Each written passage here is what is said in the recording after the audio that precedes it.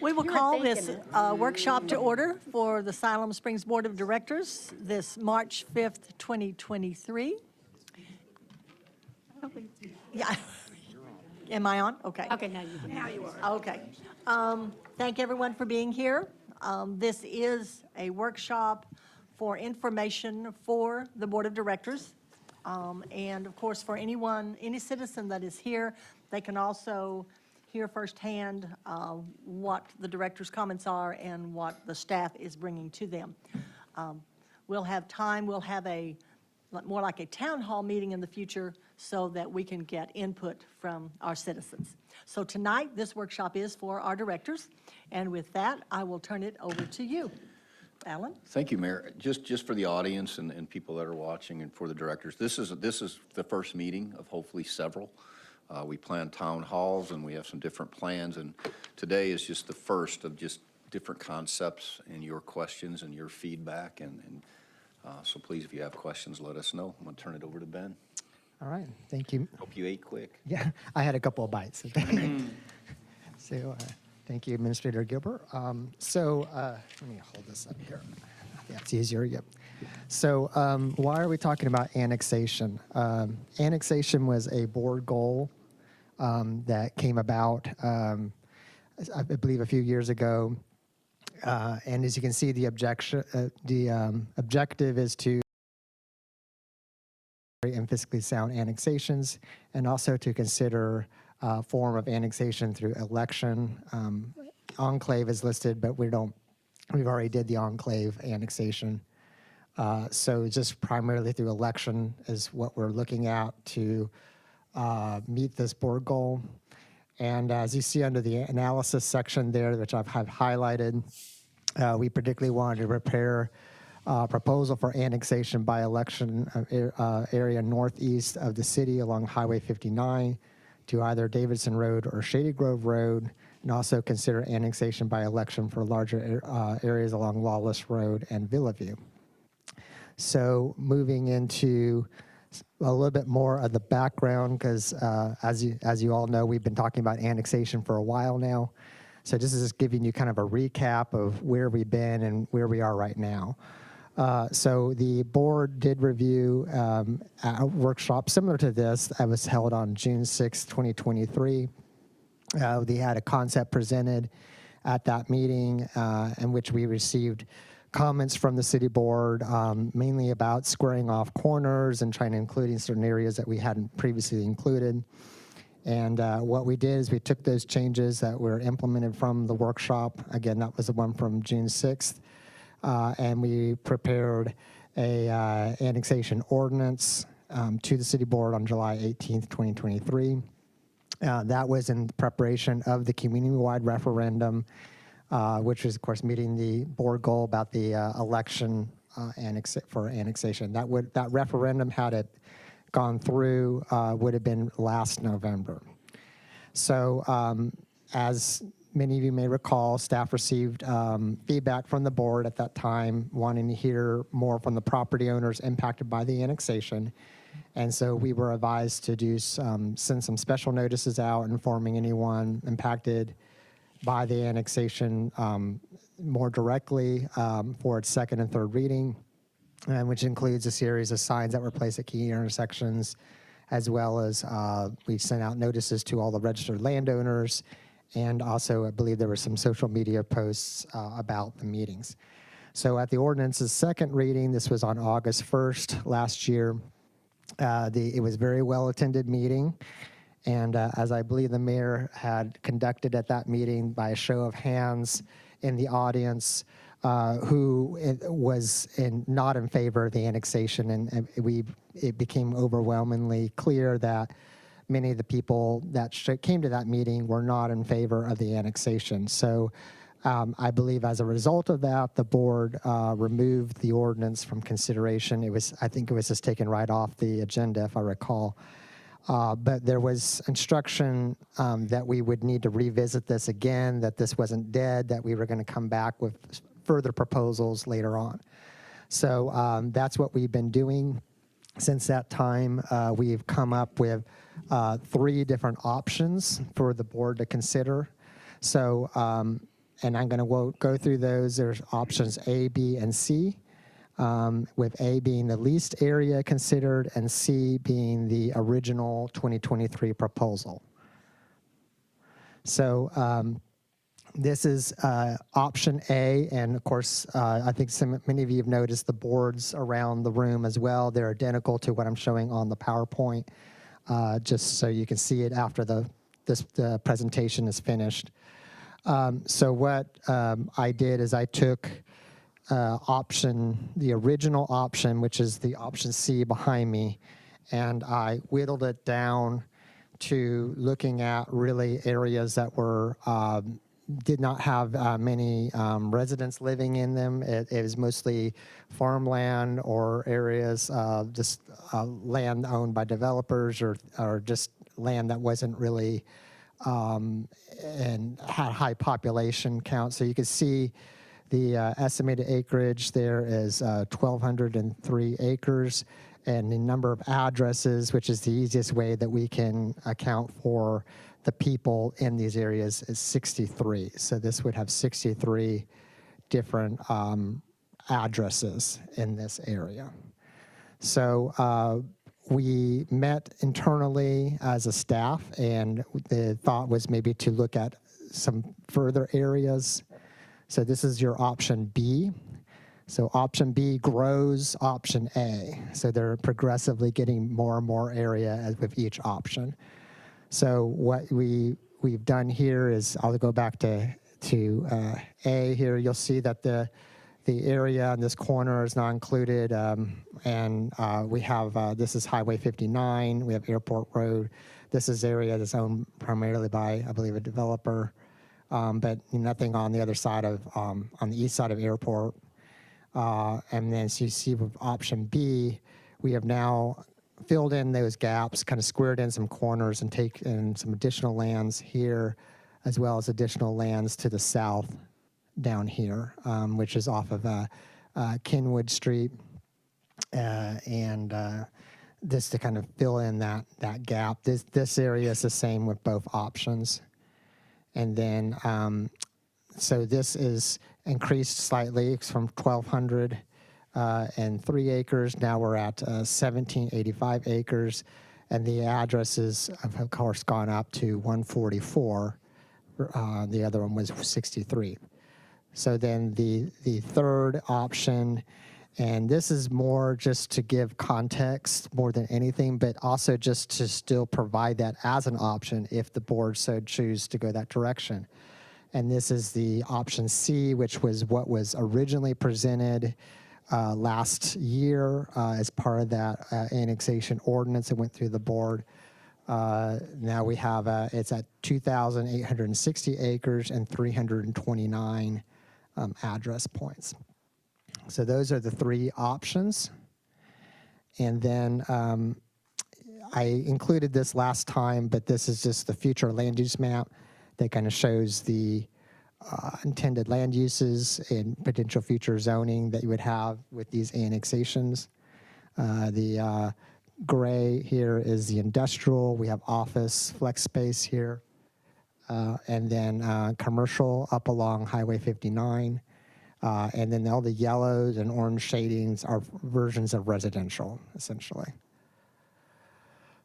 So just to go over the election process, just so that you all are familiarized with how this works. The first step is that the board has to pass an ordinance declaring an election on a fixed day.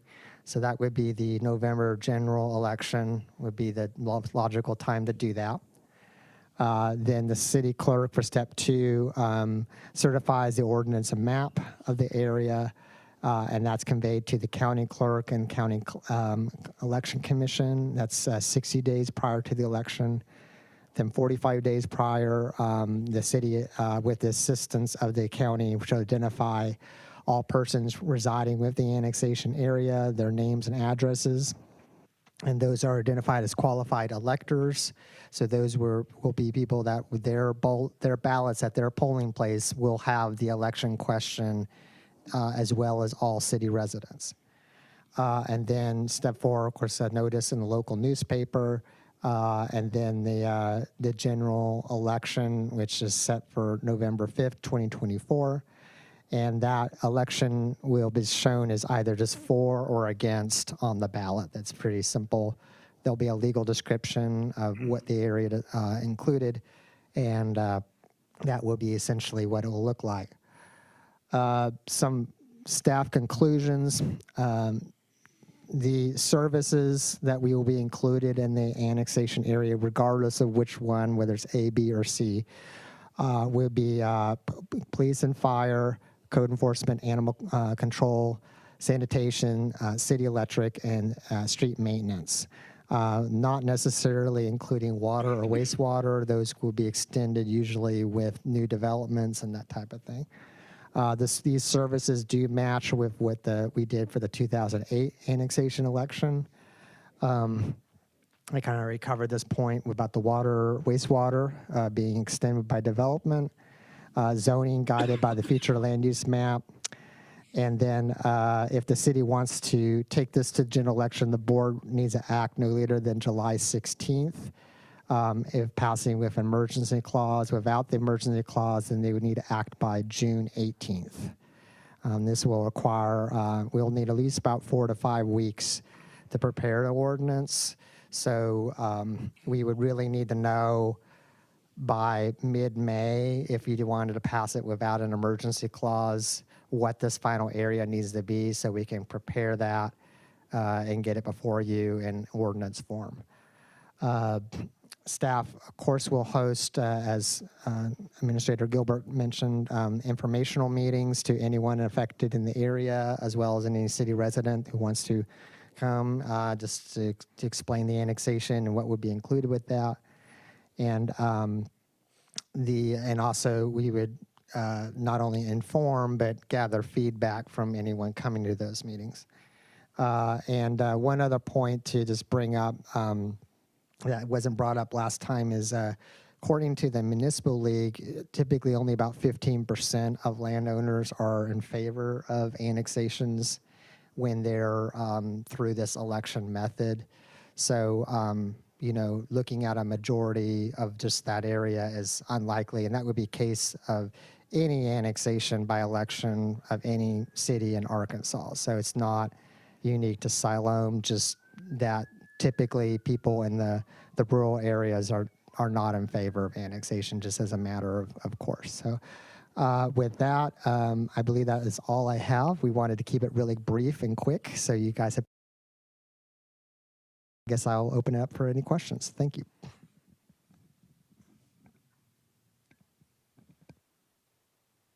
And Board, there's not a lot of questions. We'll put the GSI map. One of the things we're going to be looking at is option C, as Ben said, is the original annexation from last year. And then we have several options. We have shrunk the scope.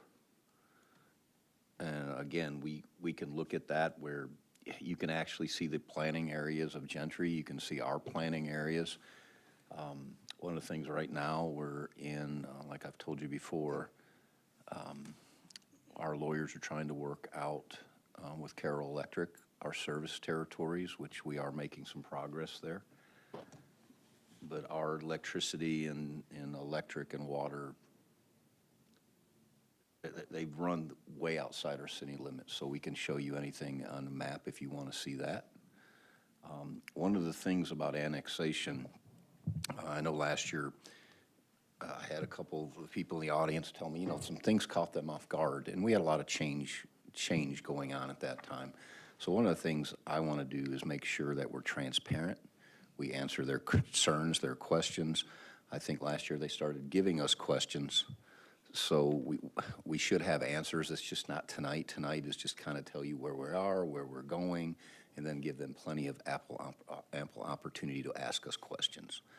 One of the things about annexation, this is a team effort, and we all got to be on the same page and what we want for our city going into the future, because we are growing. We will continue to grow. With our planning areas, Ben, if you could just drop the GSI map in yes, but I mean, can you drop it where I can see the service territory? Chris, if you can kind of explain the blue lines and different things to them where we're at. Ms. Betsy, you have a question, Director? Correct me if I'm wrong, but our planning area extends a mile outside of city limits, right? Yes, ma'am. So then if we annex, does that mean the mile goes out from the new annexation farther out, or how does that work? No, ma'am, and Chris or Kevin jump in. What that does is that just grows into that area where, again, go ahead, Ben. Oh, I didn't want to interrupt. No, please, thank you. So typically what you would do are required of the city board if the annexation is approved. Because first off, it's going to come in, there won't be any zoning. So have to be a separate ordinance that comes out separately that will establish what all the zone districts are going to be for this area. Typically, when we do the petition annexations, we'll have the zoning in there because we're just dealing with one individual. But when you're talking about larger area, you'll do that. But in addition, the second task after the zoning will be to establish the new planning area boundary, because that will have to be negotiated because, with your area changing so much, the city would have rights to renegotiate that, primarily with Gentry. And so how it works when cities butt up against each other is that they take equal distance between the two cities. So it might not always be a mile out, like particularly like if you go to Springdale or Rogers, like how those cities all just grow together.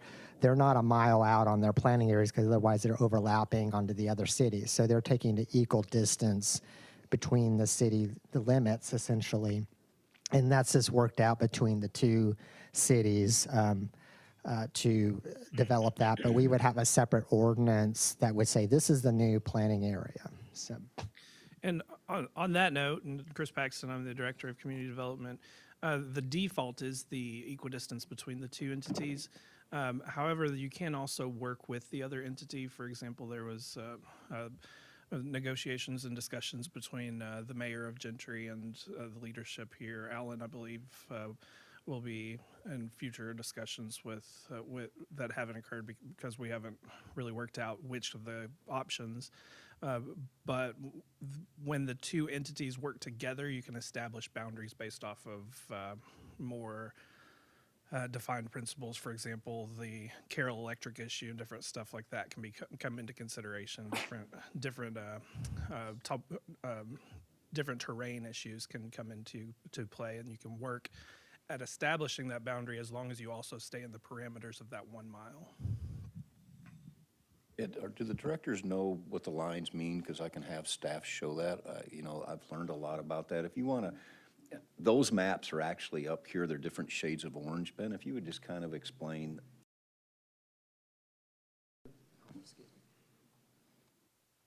So I'll start with the easy one, the blue line here. The blue line is Gentry. So that's Gentry's planning area boundary. Then the orange line here, that is the city's planning area boundary, City of Siloam Springs boundary. The red line is the electric service territory. So the planning area boundary and electric service territory, they were established at different times with different boards, and so they're not necessarily the same line. And so that should be understood. You'll see particularly that we go quite a bit far south here for our electric service. I'd like to hold you up just real quick. Phil, I'm going to put you on the spot because we're in negotiations now. Could you just touch on how far our service territories could possibly go out if that change is made? Well, it would basically be brown there. It would go up. I'll come up and kind of show them. I'm kind of putting Phil on the spot, but we have a lot going on with Carroll Electric and our service territory. Thank you, Phil. Yeah, they've asked. They looked at they call it phase 1 and phase 2, but the phase 2 would come up to here, include this area. It would drop down basically like this right here. It would kind of block right in there. Would be the phase 2. Phase 1 is basically our territory that we have right now, and so we're in negotiations with them. We got a We're working with our lawyer out of Little Rock, and he's working with Carol, and we're trying to get things finalized. Thank you. What happens if we annex in this property with the current Carroll customers? Do we buy them out, or if it's Siloam? That's to be negotiated. Great question. And thank you, Phil, because I kind of put you on the spot there. But I want to let you know how important that is, because as this changes, as we negotiate and we finalize this, our scope of electrics could really change to the customers that we serve. So just keep that in mind. And I really can't put that up there until it's finalized. So once we do that, hopefully over the next couple of months, I'll be able to show you that up on the board. But it's kind of two things we're doing. We're trying to get what we think is ours to begin with, but then the second step would be if we annex in, Carroll Electric. Customers that are part of the annexation Correct, result, okay. correct. If you would just go over, I think the light orange is what I'm looking at, would actually be option C.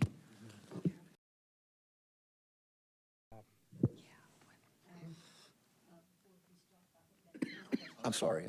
No, You that's got to throw fine. something at me. Thank you. Two questions. Details, I'm old. I assume Don Hill's not included in any of those?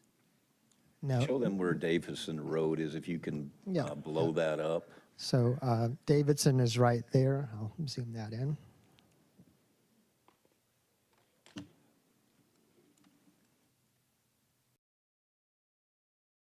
Make it bigger, come. Yeah, yeah. I want to be able to see it. Yeah, so this is Davidson Road here, and then Don Hill is up in this location just to the north. So this is option A. Then B has a little bit of a bump right there. And then option C takes all the north side of Davidson.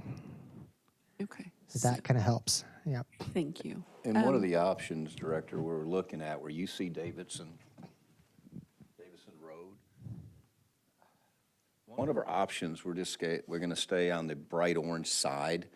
The reason I want to take Davidson Road in is because we have again, if we're going to annex them, we should at least take care of the road where we can, police and fire can, again, if we're responding, if we have accidents that road, of people coming out of the subdivision, we're not going into the situation where we go to City Lake or we go to the kayak park, where we're going into the county to re-enter into the city. So I'm trying to keep the lines very clean. What subdivision is that? That wants to be Subdivision's the one that comes. annexed? The subdivision, it was called The Crossings. It's right here. I'm zooming in really close. So this is Davidson Road. It's where and Sherrill Drive. And Songbird Lane, if you know Songbird Lane. But anyway, over the years, the POA out there has contacted me about annexation. So. Okay. Last question for the moment. With the one last summer is farmland. For example, there were chicken houses and farmland and things like that. Are those type of businesses included in this, in any of the options? Obviously, it is in C, but in A or B? Well, the chicken houses are not included in A or B. So these are the chicken houses, these long property. And so we did not include that. To say there wasn't any farmland wouldn't be accurate, because it's basically open land. A lot of the land you see, the farmland, as you drive up to Gentry particularly on the west side of the road, that's going to be included. So that's probably some ranch land. I mean, I don't know all the landowners out there to tell exactly what it's all being used for, but there probably will be some ag, but not as much as the original option. Yeah. Because then the concern would be like we had last summer is, you know, there are people who run small numbers of cattle, and that's part of their livelihood, and this would affect them. Do you want to explain, Chris, one of the things, what we're looking at is, let me use your mic. One of the things that we're looking at, guys, if I misspeak, let me know. This is, when you see this light area coming through here, this is option C. This is what was put in last year.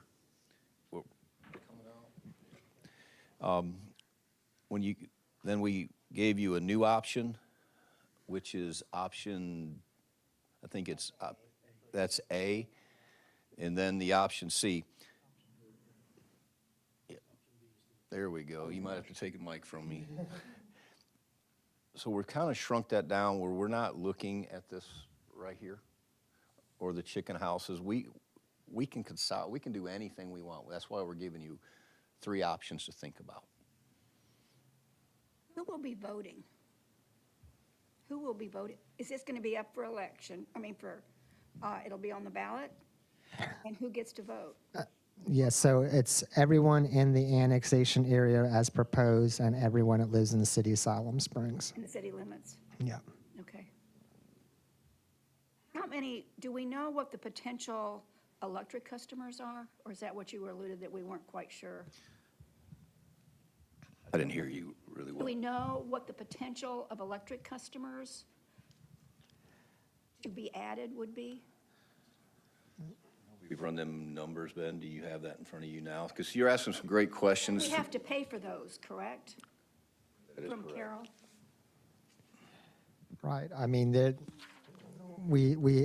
numbers I have for that are specifically for option C. So, but there would be several added here. I'm just looking here. So it looks like there are 121 City Electric customers and then 136 Carroll is what I had from that last option C. But a lot of that, you know, could be changed because there's things going on with the negotiation with Carroll where we're not having to necessarily buy out ones that are already in our territory. So those numbers are a little bit less solid at this point because of that going on. Do we know how much how each customer would cost if we have to buy? Yeah, it's 155% of their annual electric bill plus all equipment, right? Is Phil around here? Yeah. And again, you're asking a lot of great questions that we will really get into nuts and bolts of it down the line. Tonight, I really, in our time, wanted you to look at the different options to see how big a coverage do we want? Do we want to stay with option C? Do we want to shrink that scope? Do we, how big, how far? And that's the thing. I just want us to be a united front when we go forward with this, that we're together on what we're trying to do. Again, I want to be able to answer their questions and their concerns. I guess my question would be, how comfortable is staff taking care of whatever which one would they feel more comfortable with taking care of and adding to? If you're asking me, I am leaning towards option B is where I'm at. That, you know, we've had many staff meetings and talked. We can still shrink that coverage. Ben, kind of explain option B on the board. I can't see how many that says, how many number of addresses. I can't read those The numbers. address points don't correlate with the electric. I don't mind passing this around if you guys want to look, or the audience wants to see it. Yeah, this is it right here. Yep. It's in the presentation. It's also on the board. Yeah, Is this in there? being passed around. At some point, can we get a copy of? With street names on them? Yeah, at least major street names. in the presentation, if that's clear.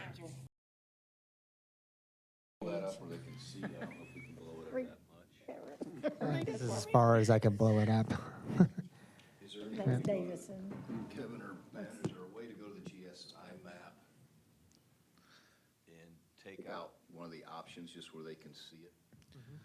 Yeah, I had up. So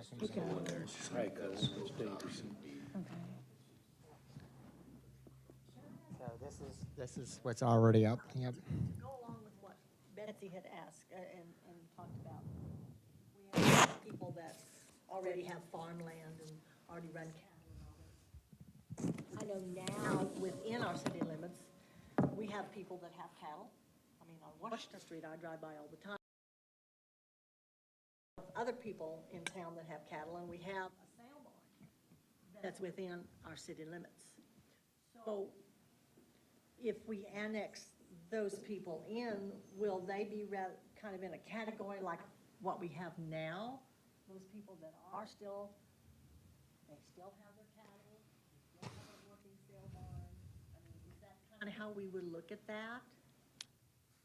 And, yeah, in terms of land use, there won't be any change before or after annexation with anybody in the area. So So if they, we're not going to force them to change anything that they're currently doing. if their operations go up and down every year, how do you prevent that from, because our ordinance says you can only have this many cattle on this many acre, per acre. The ordinance will not impact their operations. It's so, So it's by so operation, different. not by Yeah, I number. mean, it's common animal husbandry. You wouldn't do that anywhere in the world, what our ordinance says, regardless whether you're inside of city limits or outside of city limits. Because you have animals that pass away and stuff, and you have them give birth, then you could go over the numbers, so. That's they're not just going to very profitable. impact their operations. We're not going to be going out there counting animals. And I mean, the amount of, you're talking about, hundreds of cows on like a quarter acre. You're not going to do that. You see what I'm saying? So that's where the ordinance would come in. That things that they're not going to be doing anyway because it's not common practice. Right, oh, yeah. So- You- Because we know right now, we've had many meetings about this, where you have cattle, and let's say you have 50 cattle. We know this time of year, springtime, they're given, calves are being born, and they may have 20, we know that's going to grow. We're not out there, oh, you're two over. That's not what we plan on doing. We Chris, don't you do wanna that in the touch- city either. You want to touch on the grandfather, a lot of things that are going on. Chris has studied that, and Sure, I can discuss.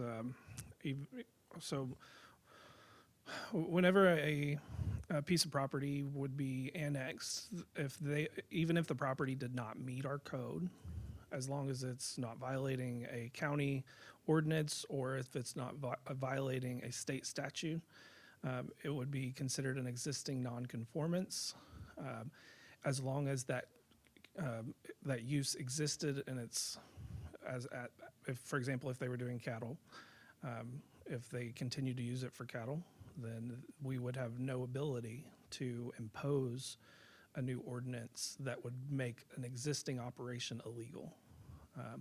That's just not within the authority of the city. That falls under what's called a legal nonconformance. What an illegal nonconformance is we annex in, it gets zoned, and then they start breaking a rule or try to expand on an existing nonconformance, an existing legal conformance. For example, if you annex in a piece of property that is being used for cattle, and they wanted to try to do something else that's a nonconformance. For example, I want to sell trailers. If they wanted to sell trailers at that location, and if that was prohibited, then they wouldn't be able to expand on that nonconformance. Does that kind of answer some of the questions that some of the directors had? thank you, I Chris. have a question. Because I'm sorry, one of the things that we've taken very seriously is your concerns and your questions last year. And we want to make sure that we answer those questions, we answer those concerns as we go forward. That's why it's taken us a little while to get this meeting, because we've been trying to get the answers. We've been trying to move forward. Chris came aboard, a few months ago. And so again, as we go on, we're going to be answering these tough questions and making sure we, of course, get your concerns and your questions and the people that could possibly be annexed. I'm sorry, go ahead, Director. No, that's okay. I was wondering on this annexation for the B, there's a little subdivision Hey, blow it up for her if you would. And if you want to look right here, Miss Lisa, he'll blow it up a little bigger for you, and you can actually see the streets on it. That's actually B option.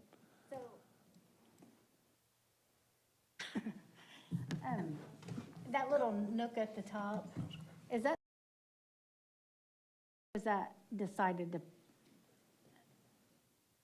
that little, The bump out.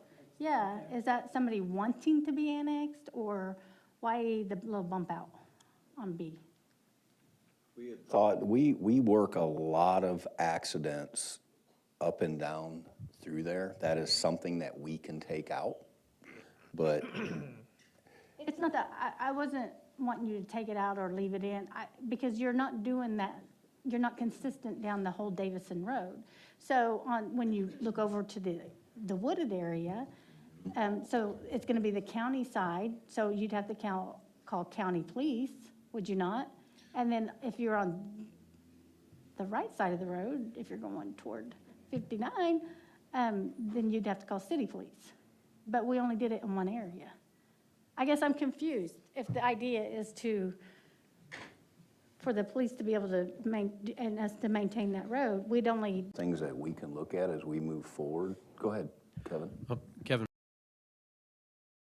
what we're looking at with this is regardless of which option we choose, we will be taking in both sides of the street to avoid that so issue. you're asking for both sides, okay. Correct. So option B takes in Country Club down the hill. That's why that's added there. But regardless, we would be taking in both sides of All the way across, okay, because normally, if you don't annex both sides, then you only half the road goes with you. And that would allow us to have that control of that complete intersection area and all the way up to the hill, so. The full right-of-way width will be included of Davidson, if that's what we're saying. Yeah, that's what I was wondering. So what's the purpose of the little cutout? Or the little nook, or to do the whatever we want to same- call it? to do the same for Country Club. All the way to the north line. You would- So you So could do is the it same taking for Country Club? That Yeah. makes sense, okay, that's what I was wondering, They why. kind of just, because this is kind of a strategic corner. There's a lot of traffic that comes up and down Country Club, so it's And you get a thought lot, to. do you get a lot of police, you probably do get calls in that area, because when they A call. lot. You can, you can sit there when they come around that corner and down that hill. It's long. We respond out there a lot. The thing that I've learned about this annexation as we go through this process, once we set the lines, Ben kind of explained the people that are here, they can actually, since the parcel's touched now, or parcel in between, if they want to be annexed, they can. They could come in with just a petition. Yeah, so this essentially, what the annexation does is changing the city limit boundary. So anyone on the edge of it could petition at a later date to come Okay, in. so earlier you said there's a subdivision down there on the left, yeah, right there.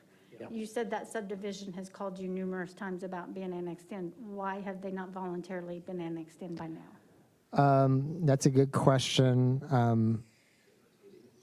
We talked to them about I think the president of the POA, and they had wanted. It's hard to say. I mean, we had suggested that they could come back with a petition. I don't think we ever received it. Okay. So I think part of it is more of an organization aspect on their end, Nothing on our not side. so much of a lack of desire, just a lack of, well, we need to get an attorney to prepare the documents and so on and so forth. I mean, Kevin, you spoke with her too, right? Yeah, to add to that a little bit, they weren't eligible to annex until Mission Hill came in here just a year or two ago. So now that they're touching our city limits, they could, but the issue is they would have to go through Davidson Road, which is currently county, to get to what they would be annexing in to the city. So that's kind of what we would be trying to avoid in that case. But Ben's right, we've not received a petition from them since we had those conversations. If you're gonna, you say you have the July deadline, July 16th deadline. When are you gonna start the public hearing meetings? What was your goal of starting the public?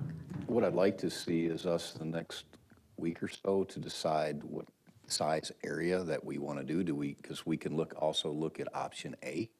Because one of the things about option B, if you would scroll up, very bottom. One of the things we were looking at is we already have, one of the problems we have is when we don't have the property and Steve's folks at Public Works are out and they're trying to snowplow. Do we stop at certain sections and don't snowplow it? It's easier for straight lines. So we also took in some area here that we're actually are in our electric, our water. It just makes it easier for us to plow and for us to monitor from police and fire. And not so much fire because the fire goes in the county, but especially with police. Just to be able to respond and give them the service they need. I would like this printed off so I could drag the boundaries Be and happy see to do it. before I make a suggestion. I'll give you all the options today is just conversation. Ms. Betsy? Kind of jumping back, an example, let's say there's an existing cattle farmer and they decide they want to build a barn. Is that going to be subject to city code now? Because there is no one for the county. Well, they would have to get a building permit from the county today, so it would be no different. It'll just go into the city rather than going through county. I mean, county does have building permits, so. Ron's saying no. Oh, for okay, accessory not for accessory buildings, but for me. So, I mean, we would have to look at that. I mean, we have an accessory building permit, but it's generally something very simple to fill out. It's not going to take too long to get it approved. So, It would, then if they wanted to build a barn, it would be subject to city code. Is that what you're saying? it would, yes. And that's a great question. That'll be a question we add to our list and get you an answer back. Again, a lot of good conversation. We might not have all the answers tonight, but we will work diligently to get you one. Yes, concerning going forward, we have till, I know, in July, but also in May, if we want to get this done expediently.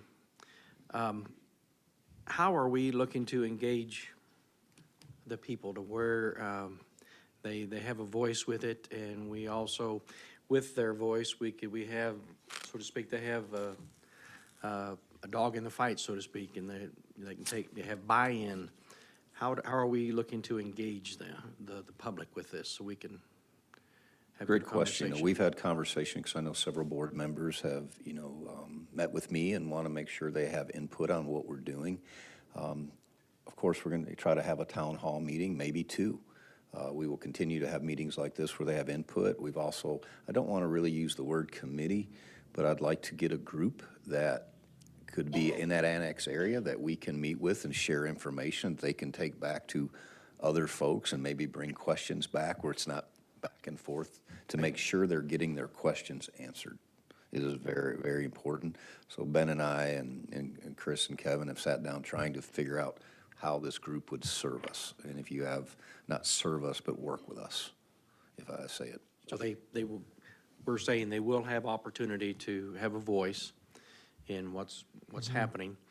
And to ask another question or bring up an item, we're dealing with annexation here, and we're looking at what's today, but in 20 to 25 years, we're going to have an interstate that's going to come through this community, and we're going to reduce from 51 entrance exits down to, I don't know, what, 5 or 6 or whatever the piece will be, and how is that going to play? And I know we don't know if we're going north or south yet, but establishing who we are and our boundaries, I think, is key to that. And someone may feel like, well, I've lived in the country for 30 years and, I don't want to see it change. Well, if they're not in the city, we may not be able to help them when the interstate decides to come in and take part of their land, what have you. So I feel like we haven't spoken about that, and maybe one of y'all have dealt with that, to where, how do we do this proactively, be able to have our farms, have everything that's happening, but also be prepared so that when this interstate, which is coming, we're ready for this, we're not run over. No, great question. That's part of my leadership style, is planning for the future, not planning for, tomorrow, but planning 5 years, 10 years, 15 years, 20 years down the line. way when I'm gone and you're gone, you know, and making sure that we set up growth that is sustainable.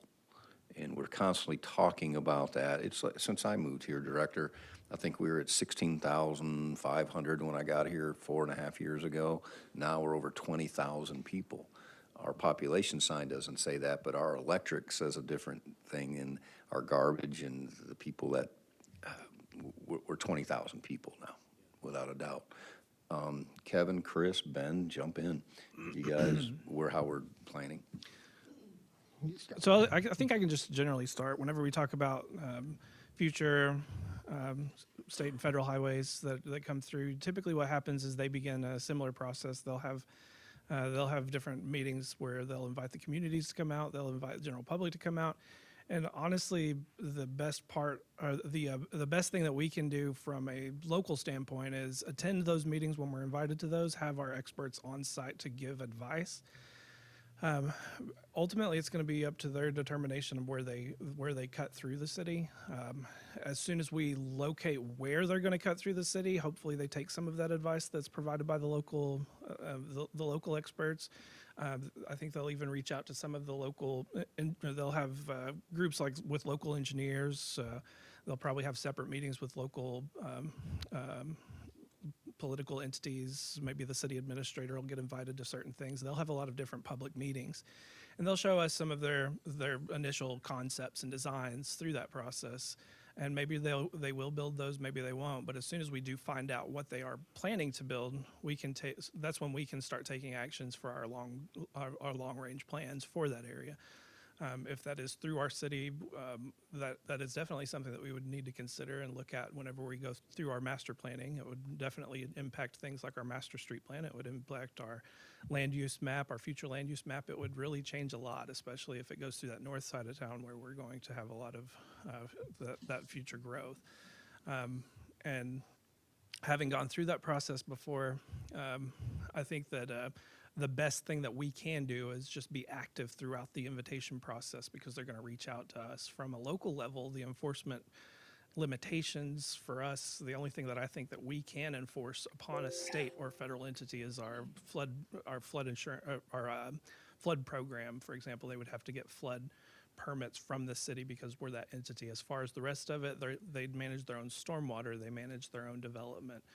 They don't have to get our local approvals for their construction, but they do tend to work with us when they start making connections and talking about disconnecting the roads. They would probably work a lot with Kevin or the future city engineer if he's not here in 20 years from now. So. That's right. Kevin? And a lot of this part of it where you see the blue lines, the orange lines, is a part of our planning area and our future growth, where we're planning on things from, 10, 15, 20 years from now.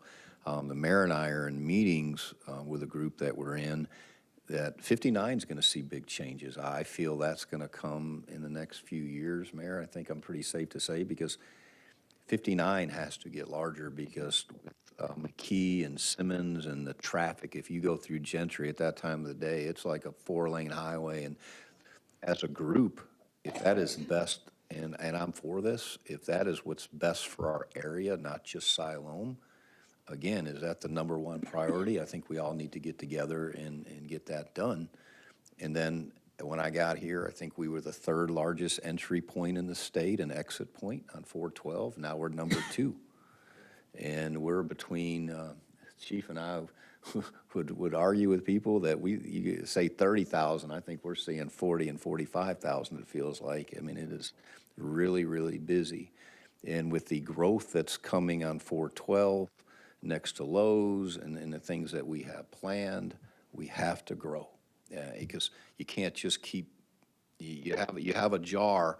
There's only so many M&Ms and marbles you can put in there, and they're going to come out the top. We've got to grow, and if not, we're just going to be so congested. Answer your question? Yeah, I just want to make sure we're proactive in this and not hoping that nothing will happen and then get run over. Right. And I'm really proud of staff, because whenever staff comes to me in the meetings we talk about, we just don't talk about today and tomorrow. We're trying to project it years in advance. You'll see something on the agenda tonight where we have I think the number was 18 subdivisions being built or going to be built. We're trying to be proactive of getting things ordered now at a lesser price than we're going to be looking down the road in a year. So we'll talk about that, and that's just staff doing a great job with planning for the future and trying to get things done. I think this annexation is a part of that, is planning, because we're not going to get a lot of this stuff done right away. But as we go, hopefully, we will get the sewer, we will get the electric, we will get the things that they need. So we'll let the people know, like we did for tonight, when these next meetings happen. Well, and you've talked, I know a lot of the people that are here tonight have been at some of our meetings, and you've talked about, taking their questions and getting some answers. Is there a reason we can't hear from them tonight? Could we open it up for questions, or was that not part of the plan? Tonight is more about this, because I think when we get into questions, we're going to get real long tonight, and we have a board meeting. And what I can do next time we do this is try to plan it earlier for input, so I didn't plan that. But again, if the board tells me to let them ask questions, I work for you, and we can do that. But before I do that, I want to make sure I have the director's questions answered, Ms. Betsy. Yeah, like as far as the existing developments go, how and when will we provide sewer and flood relief? And is there money in the annexation for this? Because we all know up around Davidson Road, Oak Crest, is that right? There are a lot of issues up there. And I think a part of that project, Kevin, am I wrong? I think that is going to be blacktopped. I think that's a part of that, if I remember right. For Davidson Road will be as part of the Castlewood. Specifically Oak Crest, that's not included in options A or B, I don't believe. So that was originally included in option C, but that's no longer, unless the board wishes, that's not currently what we're planning to annex in. It's not included in any option. It's in option C. So we can see. I was just making sure that we get a copy of this. Yes, I'll make sure you get copies of everything. Will you guys be putting this online for them to be able to have a copy of all this too, like on the city's website and? We can put it out there, but I think if we put too much information before we decide what we're going to do, it may confuse people, Well, it'll give us or we can give them the people, information. the reason I would want them to have the information is so that when they come to me, I mean, they know what's going on as well as I do. When they help guide, they can tell me something. Sometimes people know more about their land than we will ever want to know, and it helps us make that decision, especially when we're trying to decide in two areas. Other questions? Kevin, Chris, did you have something? Any other questions? Do you guys want, since I want to cut the meeting off about 10 after, so we got about 13 minutes. If you want to open it up for questions, I'm not against that.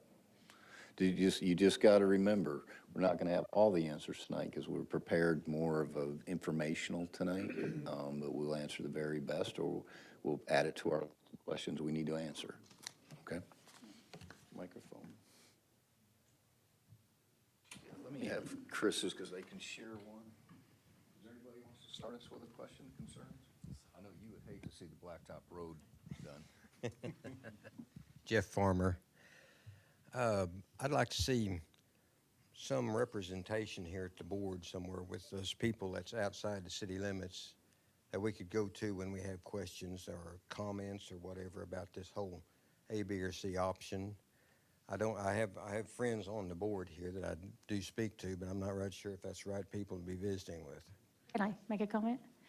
If you email board@siloamsprings.com, we all get it and we can all communicate, not with each other, but we can at least communicate with you and we all know what's going on. Really? That's the best way to And I'm sorry, and a lot of times, if you guys will email me, because a lot of times email go to the board, and I might be able to get you a question.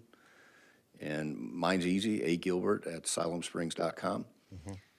And let me answer questions, because a lot of times we may have the answer, and what happens is I've already got an answer for you, and then I've got 4 or 5 board members calling me saying, hey, did you do this or did you do that?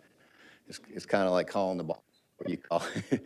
Just give me an opportunity to That'd be possibly. great, just so that somebody that, we're not in the city limits, so we don't really have representation or anything, but just so that somebody would hear our concerns or whatever. And Are you we got- volunteering for our group? Well, something that we can say or something, we'll throw a monkey wrench in it. Well, anybody else?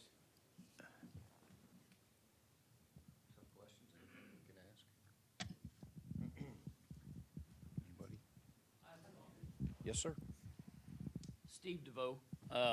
I just want to make sure that somehow the message gets out there to the people in the county that they have a voice in this annexation. Because there's a lot of people out there that do not believe they have a voice. So there's some confusion there. I got clarified tonight from a comment that was made here. Because my understanding was that we did not have a voice. So that needs to get out. Whether you do that on the city website, how you go about that as a board group, I'm not sure, but I think notifications get sent out to all the people that are qualified. Is that what someone said when it comes to a vote? an that didn't actual happen vote? last year. It didn't go before. didn't that. pass. It didn't pass, and so it was not on the, Yeah, yeah. they will. Okay? It wasn't on the ballot, that's why you didn't get anything, because it didn't get that far. Yeah, If it gets on the ballot, you will get, I think the city clerk might have something to say. Oh. anyway. yes. Something is sent, Renee- though, to city administrator. He will send it to all of the board members. We will all get, if you send a letter, we will all get the same letter. But I think this question is about how do people in the, not in city limits know to go to the ballots and vote? And did you have additional information, Renee? Well, I think if you decide you want to put it on a ballot, we coordinate with the county clerk to find out all of the property owners' names and addresses, and they are contacted. That's my understanding. Yeah. Right, and we, as a staff, again, guys, I've been city administrator since August 8th of this year, all right? I came in, and then at that time during annexation, Ms. Christina was sitting in the seat, and it's really hard at that time because this annexation was a lot of Don Clark and Philip Patterson, so they had a lot of those answers, so they weren't in here. It was really hard for us to answer those questions. So now that I'm here, it's important to me that you know what's happening. You know, I know what you're feeling because I've lived in the county and my family's owned, 100+ acres. We've ran cattle on it and people want to annex it, so I know what you're feeling. So we want to make sure you get your answers, you get your questions, your answers to your questions. I'll get it out there. So that's important to me. It's important to staff and not force them where you have a voice. That's why I'm not against if we have one town hall meeting or 2 town hall meetings. We've got a few months to get this done. We're just going to have to really roll up our sleeves and get to work on it. We actually put signs up around before the town hall. Signs up around town so that, Areas. or in those areas, so that people would know about them. Last year we did, yes. Which would probably be a good Right. idea again this year. And Megan, I was actually going to have our PR person here tonight. But again, I thought this was more for informational purposes. Just kind of manifested a little bit, which is good. I'm not against that. But next meeting, I will have her here. We will make sure you're getting information, if it's on our website or it's Facebook or however we can get the information out. But I like what Ms. Smiley said. If you'll email me, it really helps me because what I do is I get the email and before I start getting questions from them. I already say, hey, I've received this email. This is my response. This is what I'm doing. And and again, since I've been here, we're doing a Master Streets project, a sidewalk project. We're working really hard with the judge to work on Airport Road to get that completely redone. We'll be starting meetings with that because I know that's a big concern out there.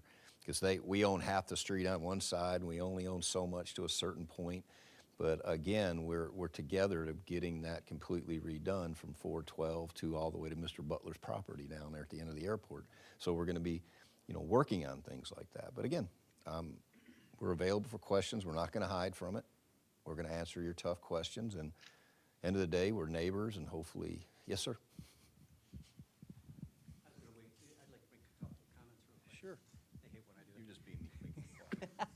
Mark Miller. I think, I asked Betsy to ask a question, and she brought it up again this time. I think part of the problem that some of us have with some of these annexations is you put up a proposal, and nowhere in that proposal does it talk about the real costs to some of these projects. I happen to live in Oak Crest, which right now is C, but there are other developments, and like one of our biggest concerns is we need sewer, and we need flood control. Well, nowhere you put these proposals forward, but it talks about sewer, and that'll be provided by new development. Well, there's not going to be any new development around me. So how and when are we going to get sewer, flood control, road repairs?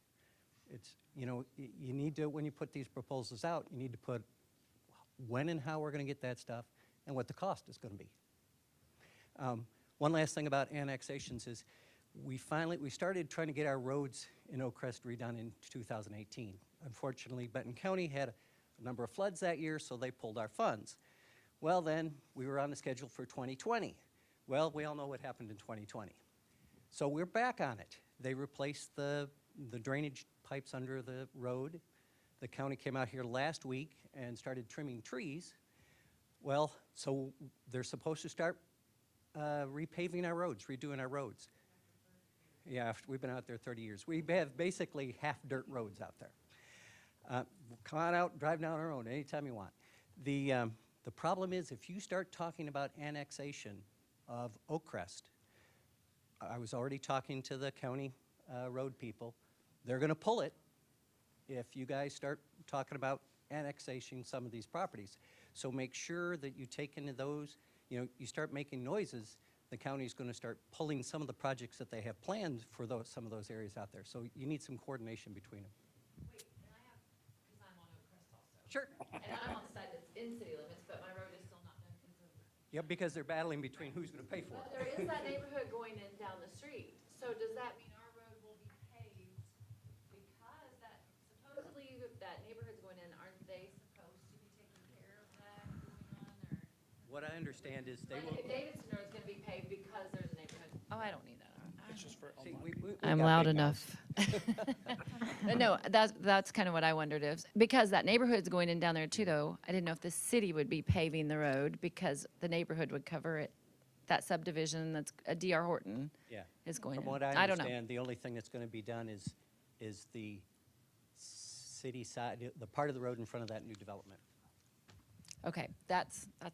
And that's yeah. the one, I kind Just of, across the front there down at and the I came Williams. over to talk to Steve a little bit so we can comment again, and that may be a situation that we have to get with the judge.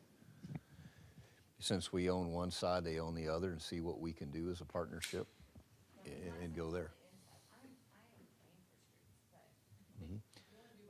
But please, write these questions down, send them to me. Even if you just say, hey, Alan, I've got a few questions I need answered. And then, if I don't get back to you, we'll bring them up in the meeting. I'll give them to Chris and Kevin and Ben and Megan, and we'll try to answer everything as best we can.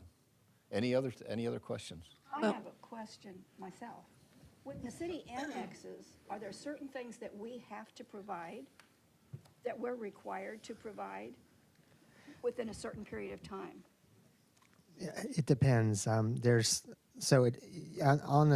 the ordinance, on an annexation ordinance, there's a schedule of services. So if there's a petition annexation, the petitioner says, I want police, fire, code enforcement. And so those services, we would be bound as a city to provide that because it's in the ordinance. But there's not a requirement, for instance, like for sewer. Like there was actually a case not too long ago, I think it was the Dogwood Heights development, where they had asked for sewer, and we were not going to provide that within 3 years, because if you put it on there, you have to have it within 3 years. So they went back and revised their petition to take the sewer off, realizing, okay, well, that's something that we're going to bring to this development. So it really just depends on the services that the city wants to provide. That was the first bullet of the PowerPoint, on the last slide on the PowerPoint there. So.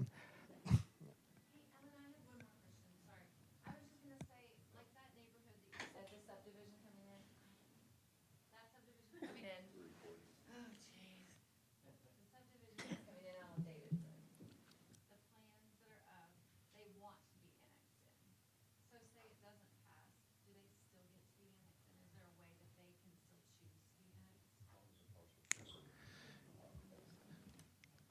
So as long as, and Ben, correct me if I'm wrong, as long as as long as a boundary is connected to the city, then they can petition the city to come in by annexation. But it's up to them to bring that petition to us.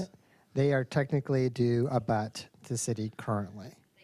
Yes. We just have not received a petition from them. Then we run into the problem with Davison Road, trying to get law enforcement or anything out to the subdivision because we don't have the road.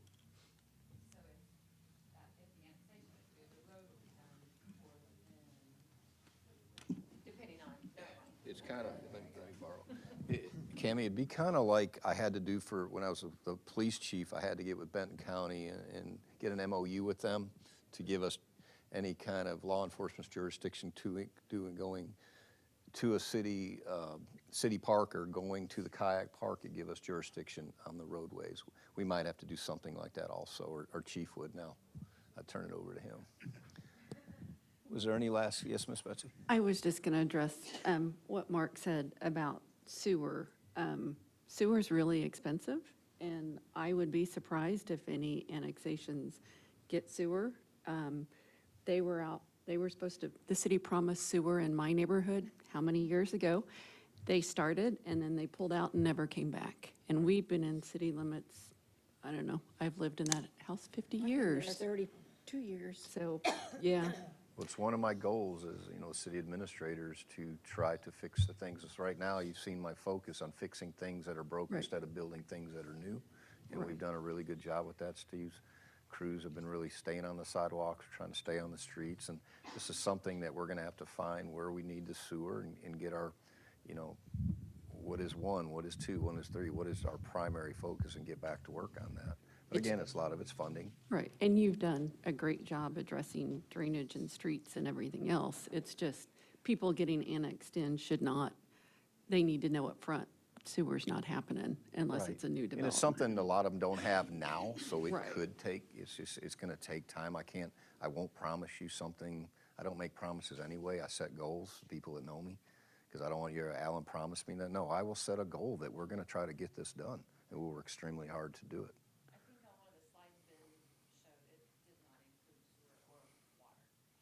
Because we don't have any out there yet. Mhm.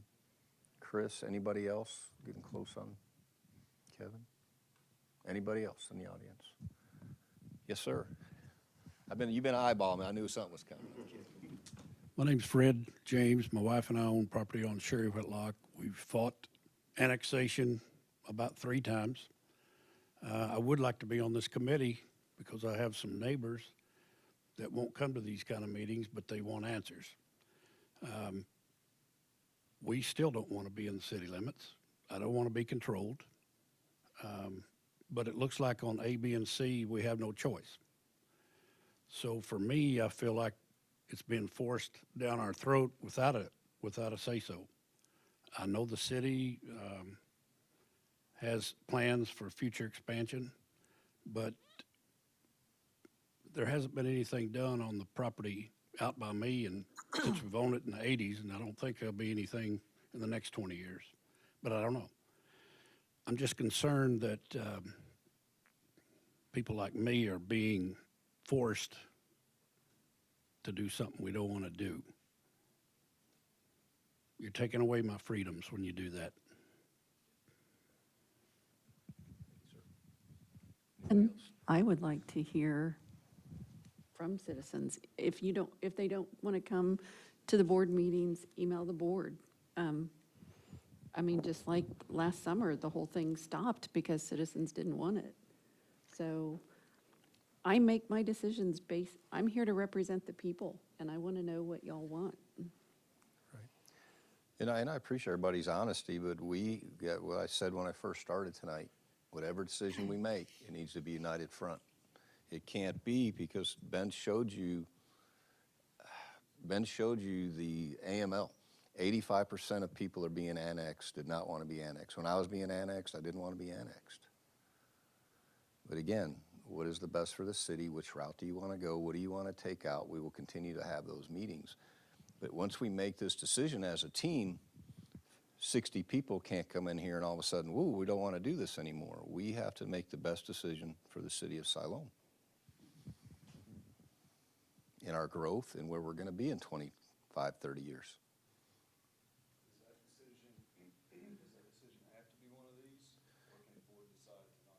No, the board can, we can look at it and we can take some options out. We can add, this is just a starting point. These are things that I went from this big scope to a smaller scope to some areas that I saw. It didn't make sense if we take in this, why aren't we taking in this? Doesn't make sense if I take in her house and I don't take in the house next to us. And then at the house next to us, it's doesn't make sense like that. So we're looking at a lot of things, but we'll be open. You know, we will listen. And again, it ultimately be what we decide to move forward with. What do you feel is the primary benefit to any of those options? We, you know, is a lot of the growth. We are getting squeezed where we're at.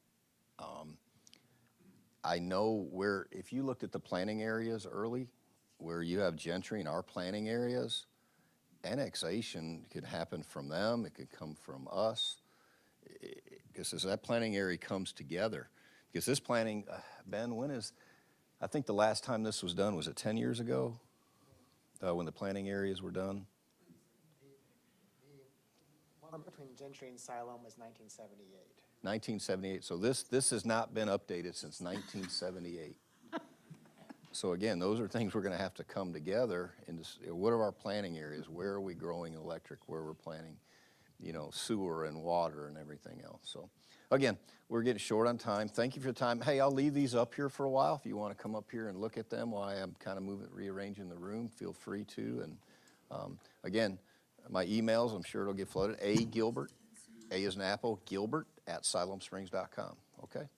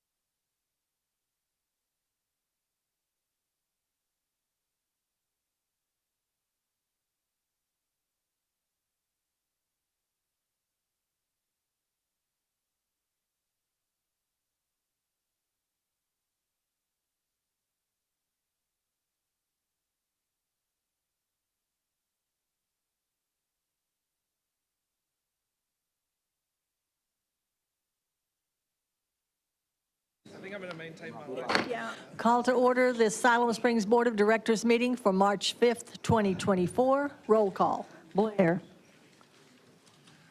Here. Smiley. Wiles.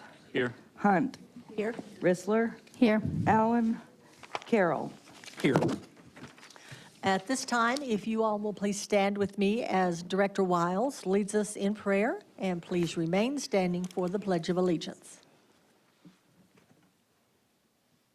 Father, as we come before you this evening, we just pray that you will be with us, that you will bless our time together, Father, that you will give us clear thought as we discuss the items before us, Father. And we just pray each and every day that you will give us wisdom and vision and help us to make those decisions that benefit everyone in the best way possible for this city. We thank you so much for all that you do for us. Father, help us never take for granted the blessings that we enjoy, and especially the salvation we have in Jesus. And it is in his name we pray.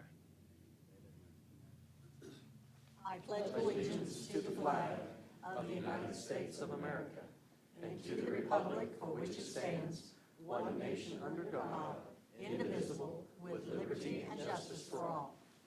Thank you. You may be seated. At this time, I would like to ask that anyone that has an electronic device, please silence that or turn it off so we don't have an interruption during the meeting. And thank you very much for doing that for us. So next on our agenda is public input. Is there anyone in the audience that would like to speak to the board on any matter that is not on our regular agenda? And if so, please come to the podium, give us your name and address, and you will have 3 minutes. My name is Ben Jones. I live at 307 Meadowbrook Circle, Siloam Springs. Been a resident here of Siloam Springs for 20 years. I own Dogwood Junction, the bike shop, and I'm here tonight to just I want to find out some information about the traffic. We're building a lot of new homes on the north side of town and on the south side, and I just see that they've got permits going out for new construction of new homes in our, especially on Dawn Hill and up that area, and they're building more homes, and I'm feeling that the roads are not adequate to support that, and I'd like to find out what the plan is for building infrastructure on the roads, because, you know, recently they opened all those homes on the east side or the west side of the Baptist church, you know, and all those big homes. Now they're adding another division in there, and more houses are going up, and the roads don't seem to be very adequate. And as I drive home from work and coming down Sherry Whitlock's in the evening times, sometimes that traffic is backed up all the way from Sherry Whitlock all the way past the high school, and it's just bumper to bumper traffic all the time. And I just feel like there's a lot of homes going in. I'm wondering what the infrastructure is to support that and what the plan is. I'm familiar a little bit with this from the past, that Highway 43 comes through our town, and that's a state highway, and I know that's a problem, but just want to know what they're doing to address that issue before they keep building more and more homes. Okay, thank you very much, Ben. And Alan, is that something that you can get that information to him, or do you have a comment now that you would like to make? That is something I'll have to look at and get with staff to see what our future plans are. Give me the address one more time, if you don't mind. 307 Meadowbrook Circle? Is that the area of concern where traffic? Yeah, it's off of Dawn Hill, just the whole Dawn Hill as it flows into 43. Okay. And then 43 as you come across, this Highway 43. And also, there's quite a bit of traffic jam. I used to think Ben. going over to Tawnytown. Sorry. I'd hate to go over to Tawnytown because you drive over to Tawnytown before you get to the 540, it's backed up. Well, now Siloam is just almost as bad on 412 as you come into town, and it's just like, and part of that is due to all the influx of houses on the south side of 412, right in that area. There's more homes going in, and it just doesn't seem adequate that there's enough streets to keep up with the capacity, and they keep adding more and more. If you don't mind, could you send me an email? Yeah. Or agilbert@siloamsprings.com. I will get with staff and just see what our plans are and see what the future plans are. Okay. I appreciate it. Thank you. Thank you, Ben. Is there anyone else? If not, is there anyone here that would like to address the board on an item that is on our consent agenda? There is not, so we will move on to the consent agenda. Item A, regular meeting minutes, February 20, 2024. B, Resolution 18-24, Final Plat Development Permit, Hillcrest Subdivision, Phase 1, 200 block of Airport Road. Item C, Resolution 19-24, Special Use Development Permit, Short-Term Rental, 523 South Oak Hill Street. Item D, Airport Taxiway Pavement Rehabilitation, ADA Grant Application, $89,000. Item E, approve survey and sale of new cremation burial spaces at Oak Hill Cemetery. Item F, budget amendment, Police Department, capital budget, Police K-9, $15,500. Item G, Resolution 20-24, setting hearing date for easement vacation, 3700 block of North Simon Sager Avenue. Directors, that is our consent agenda. Is there any item that you would like to have removed for further consideration? There being none, I will ask for a motion to approve the consent agenda as presented. So moved. Second. We have a motion and a second. Roll call. Smiley, Yes. Wiles, Yes. Hunt, Yes. Rissler, Yes. Carroll, Yes. Blair. Yes. Motion is approved. Next item is under our ordinances, Ordinance 24-03, second reading, vacation of an alleyway, 809 East University Street. Kevin? Thank you, Madam Mayor. Kevin Moore, City Engineer. Tonight is the second reading for the vacate at 809 East University. Staff did receive the updated survey and the original petition closing the full alley and are recommending this for the board's consideration. And staff is available for any questions. Directors, questions or comments for Kevin? There being none, is there anyone in the audience that would like to address Ordinance 24-03?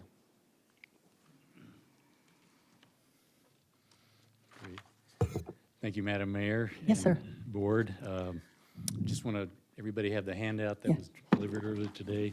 Jim, I need your name and address, Yes. please, for the Jim record. Caldwell, 609 South Oak Hill, Thank you. Salem Springs. Juan was not able to make it tonight because of his work schedule, but I appreciate the staff updating their status from a non-recommendation to consideration. I appreciate that very much. The issue that was addressed by Attorney Williams, the adverse effect on the property. So I'd just like to take a minute with the drawing I've shown you there. This is the Simmons property.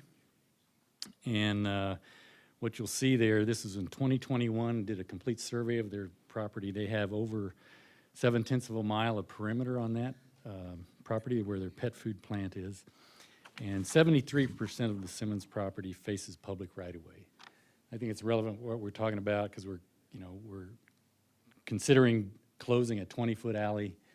And so Simmons has Washington Street on the west, Tahlequah Street on the north, Hyco Street on the east, plenty of access for vehicular traffic and so on. Only 27% of the land abuts private land. So closing the alley between Juan Mage's property will have no adverse effect on the Simmons property as it has been the case for the last 50 years and will be the case in the future as well. I also added on the back just a picture of Juan's house. I think it was mentioned in the last board meeting that this house had sold 5 times in the last 10 years, and when Juan bought it in 2018, that's what it looked like.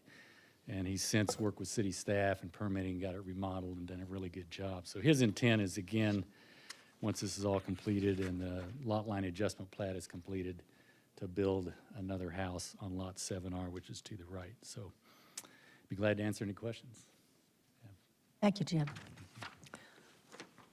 Is there anyone else?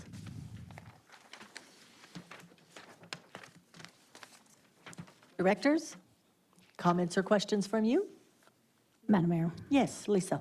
So I wasn't here last week, but I did watch the pre-agenda, but not everybody watched the pre-agenda. So I want to clarify kind of some of the conversation that occurred in that pre-agenda meeting.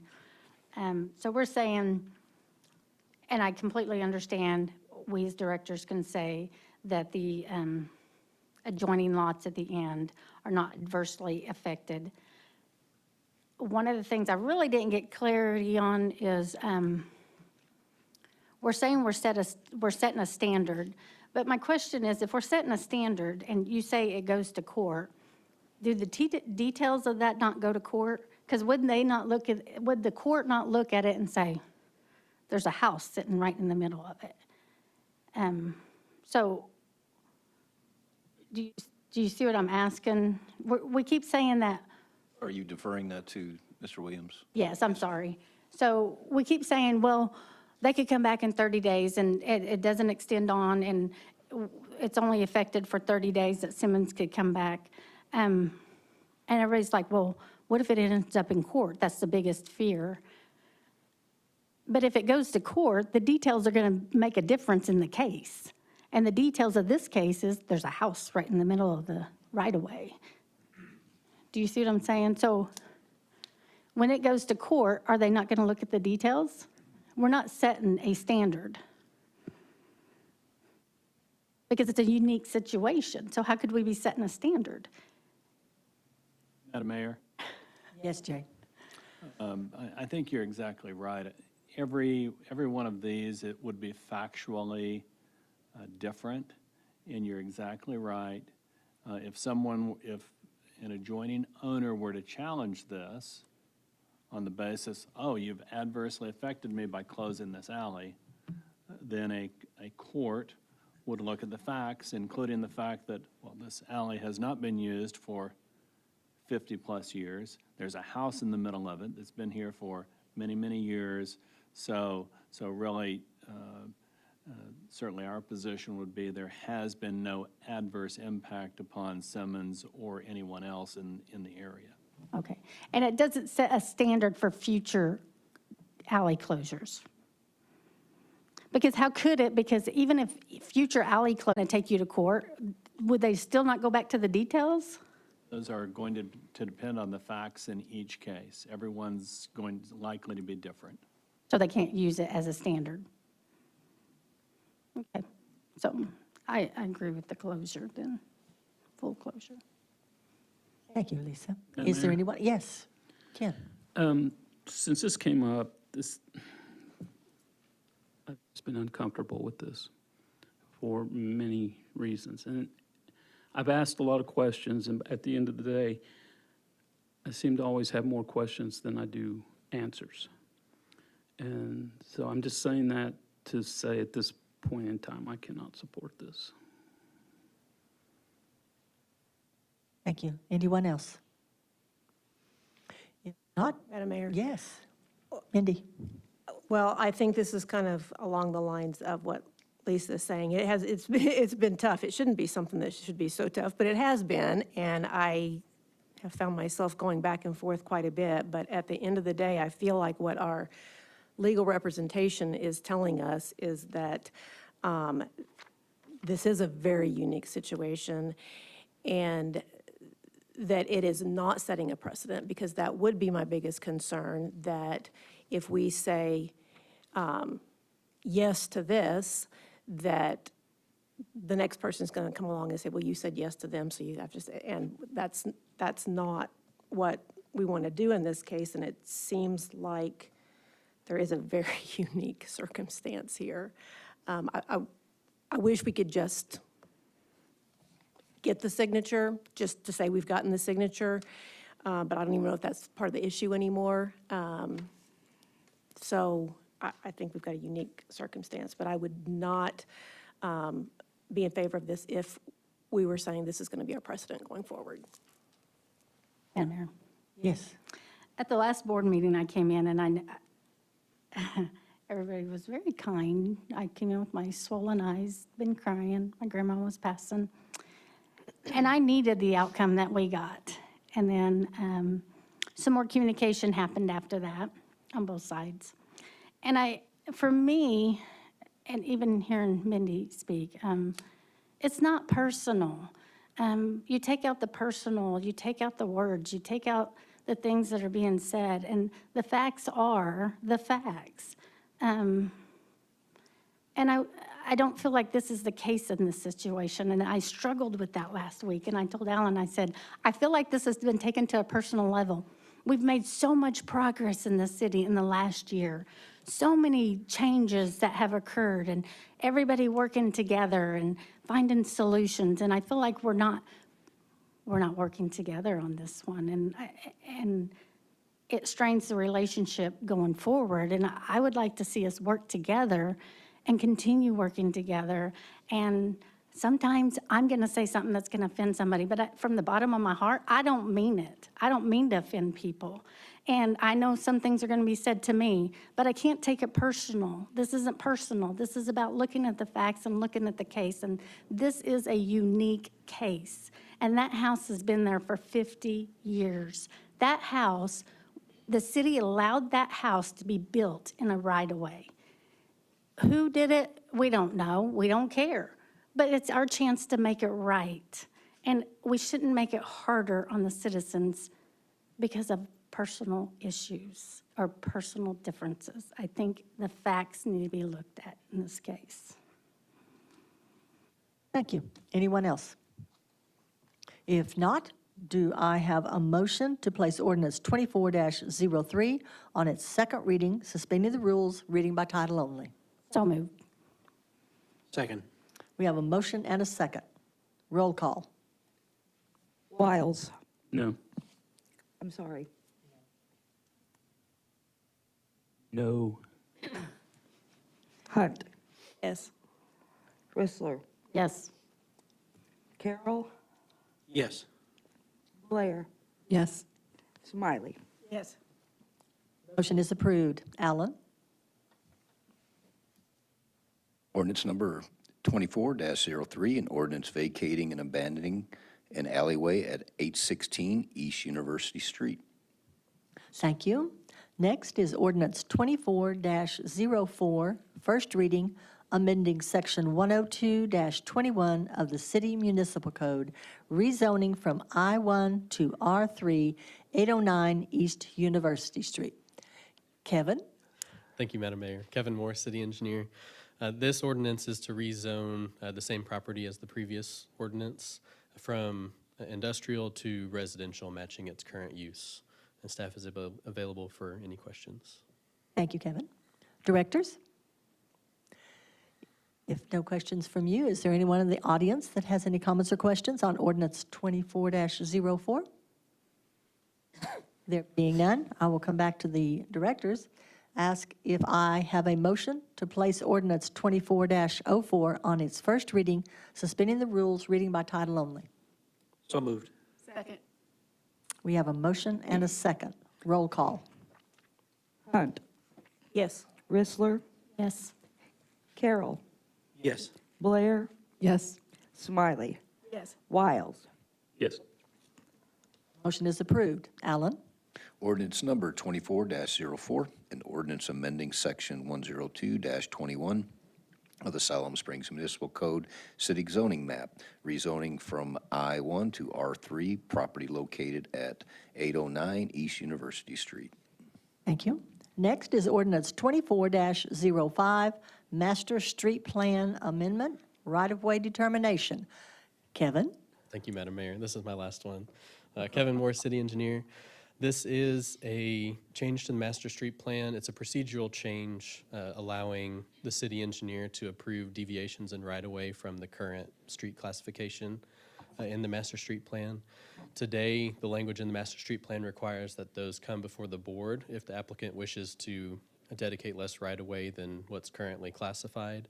And the language in that is that it be approved by the city engineer and then recommended by the city engineer and then approved by the board of directors.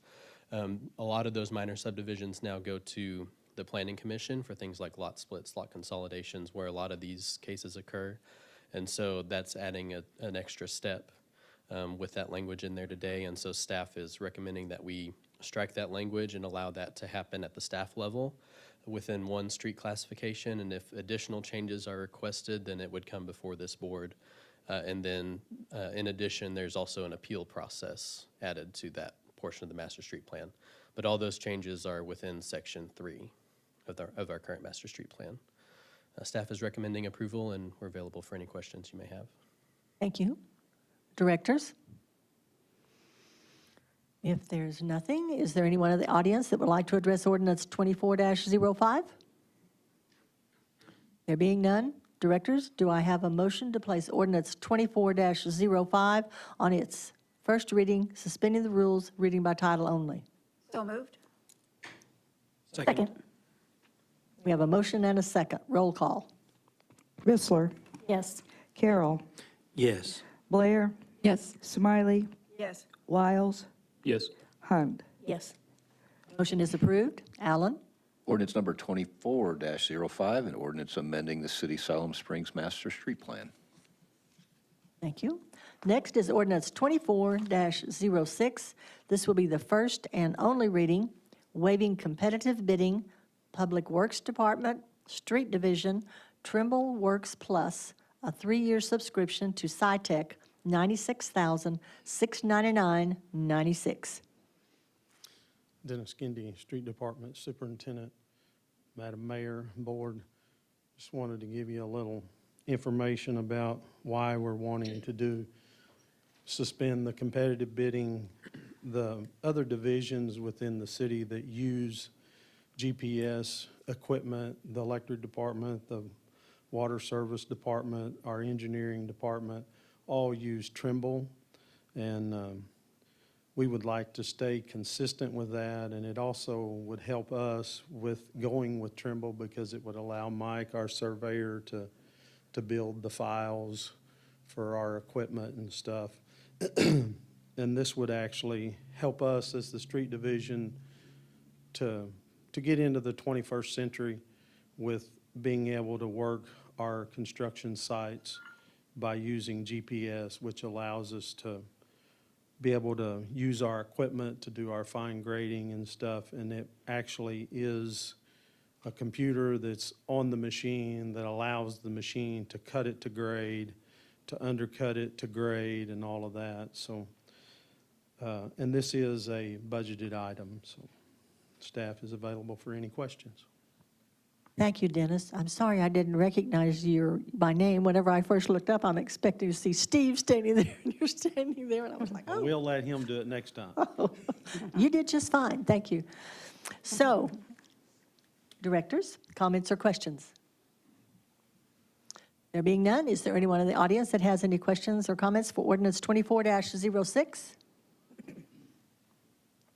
There are none. So, directors, do I have a motion to place ordinance 24-06 on its first and only reading, suspending the rules, reading by title only? So moved. Second. We have a motion and a second. Roll call. Carroll. Yes. Blair. Yes. Smiley. Yes. Wiles. Yes. Hunt. Yes. Rissler. Yes. Motion is approved. Alan? Ordinance number 24-06, an ordinance authorizing city administrator to purchase a Trimble GPS system without competitive bidding. Thank you. Do I have a motion to adopt ordinance 24-06? So moved. Second. We have a motion and a second. Roll call. Blair. Yes. Smiley. Yes. Wiles. Yes. Hunt. Yes. Rissler. Yes. Carroll. Yes. Motion is approved. Ordinance 24-06 is adopted. Thank you, Dennis.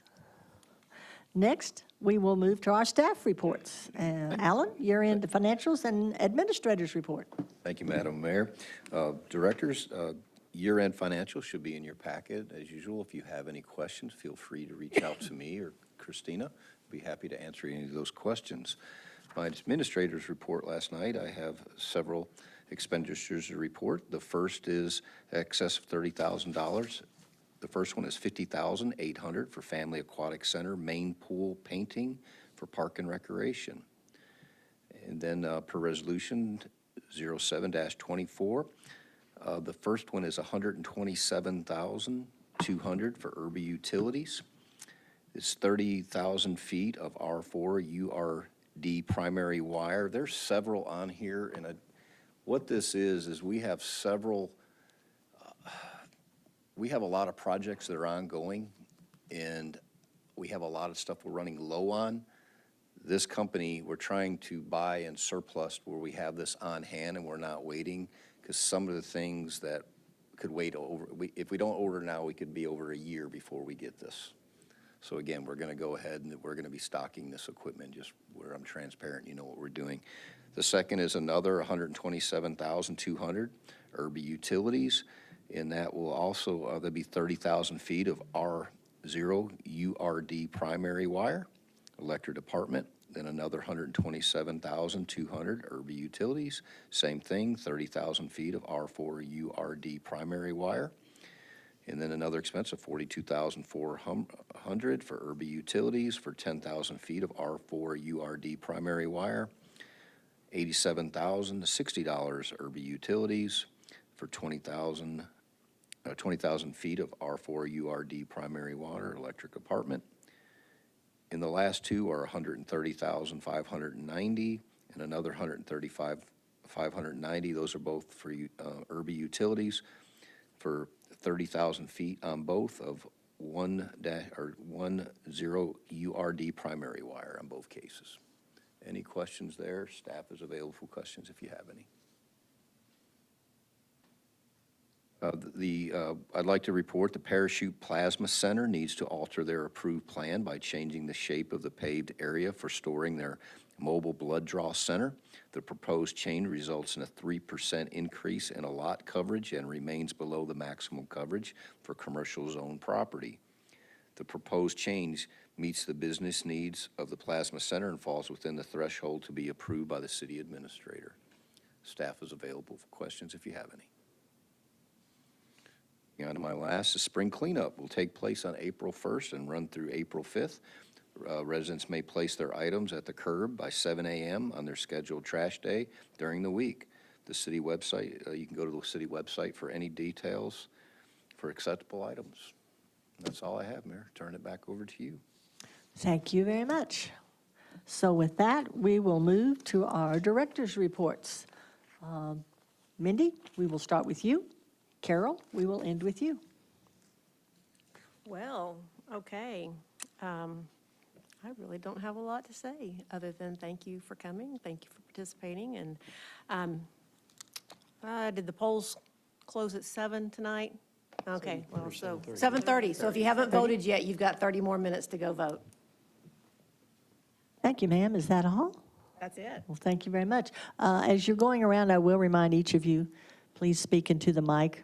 Even if you think you're loud, you're not, and we want to make sure everyone hears you whenever they're listening. So just please remember that. Ken? Only thing I was going to say, and I will add on, is I hope everybody took advantage of their opportunity to vote today. If not, you got 30 minutes, and I hope you will do that if you can. But that's all I've got. Thank you, sir. Betsy? I don't have a lot either. I just wanted to let people know, because at the workshop earlier, somebody brought up questions about streets and when they were getting fixed. We actually do have a plan. We had a pre-agenda meeting about it at some point. So there is a plan for streets and when different ones are getting fixed, and drainage and things like that. So if people have questions, they can email in, and staff did a great job putting everything together. So we have answers. And for anybody who's not aware, we have pre-agenda meetings the week before we have board meetings. They're Wednesdays at 3. I had some people recently unaware of them. A lot of discussion goes on at those pre-agenda meetings, so you can watch them online, just like you can these, or come to the boardroom. So that's all I've got. Thank you. Thank you, ma'am. Lisa? I want to say, first, thank you for the annexation meeting, and one of the things I appreciate the most is the transparency that we are giving, and Alan, you've went above and beyond. And just like looking at this list that you give us on the administrator's report on the parachute plasma, you didn't have to tell us that information, but you did. And you go above and beyond to make sure that there's transparency, and I appreciate that. And I think it should be recognized. I think last time I said something about Chief Miller, and I think that sometimes I fail in saying thank you when I should be saying thank you. So thank you. I appreciate it. I want to tell everybody thank you for all the kind words and the cards and everything else. My grandma's funeral's tomorrow, and I did not want to cry, but I am, because I love my grandma, and I appreciate all the support of this community. Thank you. Thank you, Lisa. And you know our prayers are with you. Reed. Thank you, Madam Mayor. Thank you, everyone who went out and voted, that your voice may be heard. We are very rapidly coming up on the eclipse, however you say it. And we're going to have a lot of things happening even in our little town, even though we're at, 97% coverage, but we're going to have some things happen here. So we can enjoy, and we will have the glasses at the library. So don't take your eyesight in your own hands. We've got the right glasses. Dogwood's coming up, but that also means that summer's coming up. And things are happening. I'm looking forward to it. And the frogs are croaking regularly now. Just to tell you, Ken, I know you were a little on the fence there, but they are big time now. And tonight we had a workshop for the annexation. And that seems to be a topic that is very definite. You have a definite opinion on whether you like it, don't like it, want it, don't want it.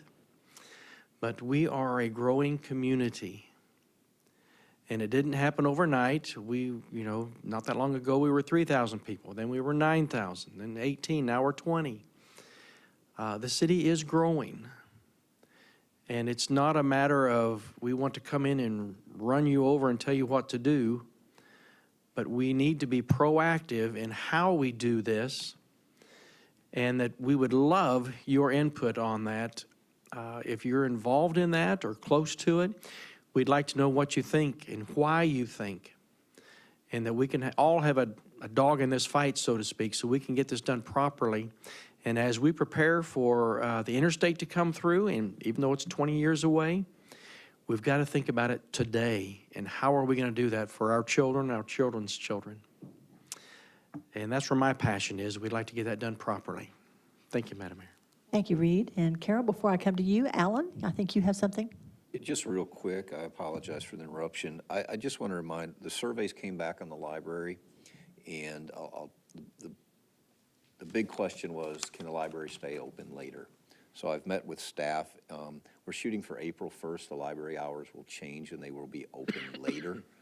I'm not sure if it's going to be 7 o'clock or 8 o'clock yet. We're just working on staffing. That's why we can't do it any sooner, and we will give extended hours on Saturday. So that's a big benefit, kids getting out of school. A lot of them can't get to the library when mom and dad are getting off work to get them what they need. So again, it came back on the survey, and we're going to try to make that work.